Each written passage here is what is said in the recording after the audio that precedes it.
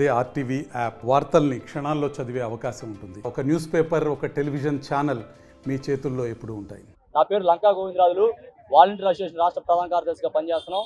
గత 6 నెలల నుంచి 2,60,000 మంది వాలంటీర్ల సమస్య పైన ప్రభుత్వం మీద వివిధ రూపాల్లో మేము శాంతియుతంగా ఎన్ని కార్యక్రమాలు చేసినా కూడా ప్రభుత్వం పెడచెవున పెట్టి ఈ రోజున ఎన్నికల వాగ్దానం కూడా ఇచ్చి కూడా మర్చిపోయినటువంటి సంఘటనలు ఈ రోజున మనం శాసన మండలిలో చూసామన్నమాట.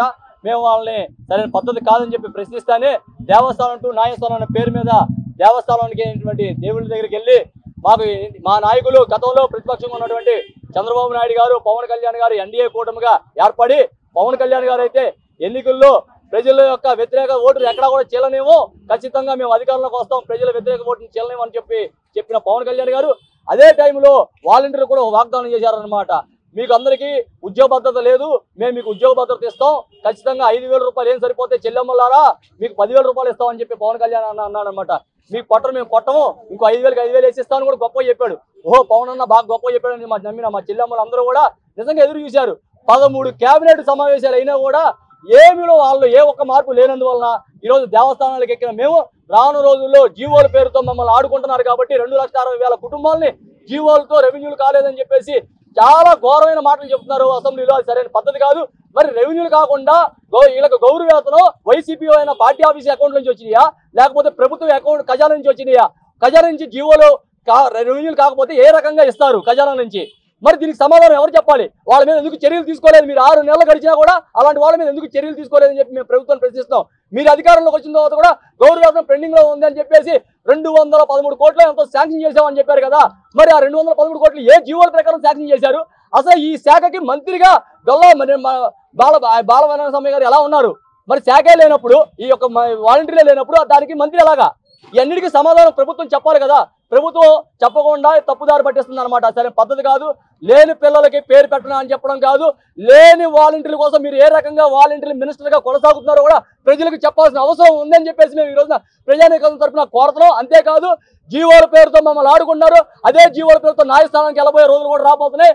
ప్రభుత్వం మేము హెచ్చరిస్తున్నాం, మీ మనసును మార్చుకోండి. ఎన్నికల వాగ్దానం ఏదైతే చెప్పారో ఆ వాగ్దానం అమలు చేయకపోతే రానున్న రోజుల్లో 2,60,000 మంది వాలంటీర్లు ఒకే మాట మీద తీసుకొచ్చి ఖచ్చితంగా జనాల్లోకి వెళ్ళి 52 లక్షల మంది జనాభాలతో తిరిగి వస్తామని చెప్పి ప్రభుత్వాన్ని హెచ్చరిస్తున్నాం. ఆ రూపు రాకముందే ప్రభుత్వం మనసు మార్చుకొని ఖచ్చితంగా దేవుళ్ళైనటువంటి అల్లాగారు చెప్తున్నారు కదా, సమస్త జనులందరికీ నేనే దేవుడని. అల్లాగారి దగ్గర కూడా వచ్చి ప్రార్థించాం, అయ్యా మా ఒక నాయకులు మనసులు మార్చి మాకు న్యాయం చేయండి అని చెప్పేసి ఈ రోజున మొక్కోవడం జరిగింది. ఖచ్చితంగా అల్లాగారు కూడా వాళ్ళ మనసులు మారుస్తారు. రానున్న రోజుల్లో మంచి ఆలోచన చేసి ఈ 2,60,000 కుటుంబాలకి న్యాయం చేస్తారని చెప్పేసి చంద్రబాబు నాయుడు గారి మీద, పవన్ కళ్యాణ్ మీద మాకు కొంచెం ఎంతో కొంత మాట మీద నిలబెడతారని నమ్మకం ఉంది. ఈ రోజు మీడియా రూపంలో మేము ఖచ్చితంగా వారికి చెప్తున్నాం, మీరు మా నమ్మకాన్ని నిలబెట్టండి.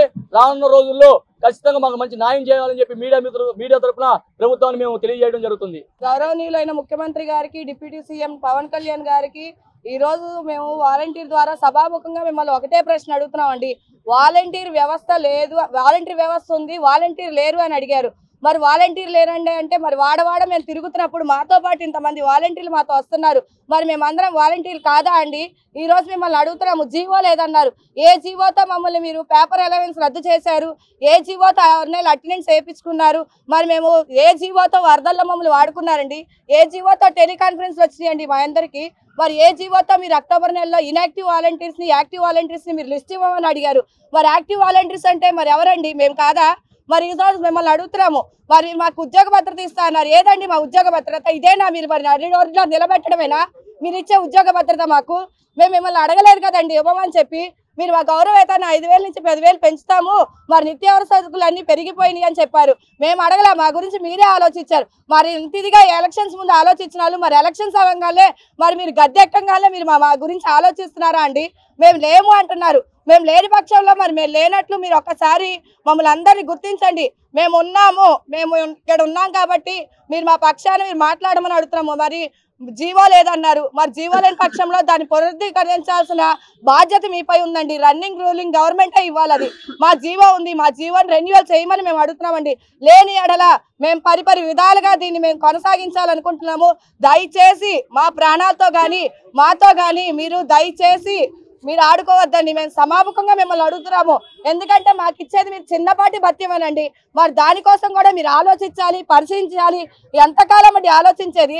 మీరు గౌరవేతం ఇస్తా అన్నారు, ఆ గౌరవేతం ఏది? మా ఉద్యోగ భద్రత ఏది? మీరు ఎవరి పక్షంలో? మేమైతే కఠినమైన నిరాహార దీక్షకు కూడా మేము సంసిద్ధంగా ఉన్నామని ఈ యొక్క ధర్నా ద్వారా మిమ్మల్ని వేడుకుంటున్నాము. మరిన్ని వీడియోస్ కోసం ఛానల్ ని సబ్స్క్రైబ్ చేయండి. లేటెస్ట్ అప్డేట్స్ కోసం వాట్సాప్ ఛానల్ ని ఫాలో అవ్వండి. ఆ లింక్ డిస్క్రిప్షన్ లో ఉంది.